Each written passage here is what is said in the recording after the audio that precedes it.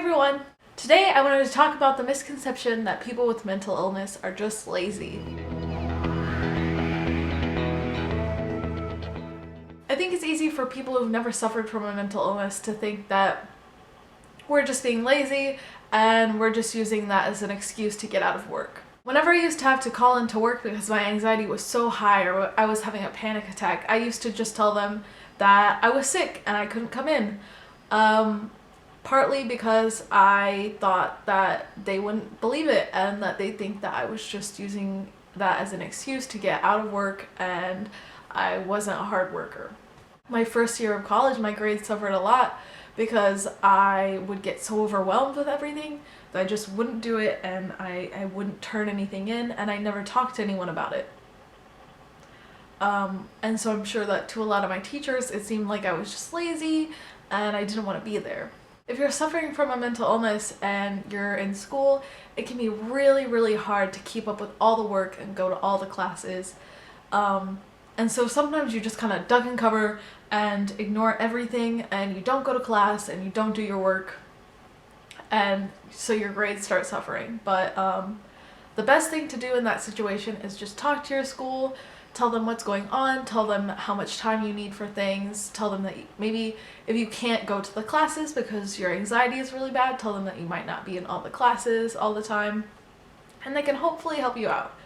I know at the college that I'm at right now, you can just go to the college and turn in a official note from a doctor or a therapist saying that you do suffer from a mental illness, and they can work with you and they can give you extensions to assignments if you can't do them, or if you can't physically make it to class that day, they can email you videos of the class or the PowerPoint that was presented in class so that you don't have to physically be in the class that day. And sometimes people still won't understand and they'll still think you're being lazy, and that's just an unfortunate truth that we have to work around. It's still a stigma and some people still believe that it's true.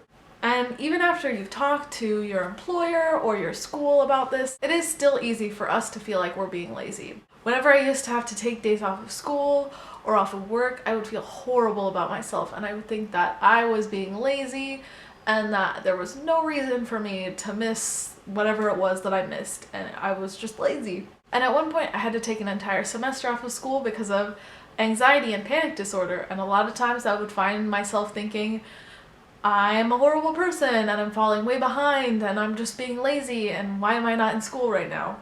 But I needed that time to recover and to learn more about my mental illness and how to live with my mental illness so that I could go back to school and I could start doing well on things. So even if you have to skip that class or that day of work or a week of work in school or even like a year of work in school, or even if you have to sign up for disability comp because of your mental illness and you can't get out of your house, you're not lazy. You just need that time to recover. Unfortunately, the society we live doesn't really value that.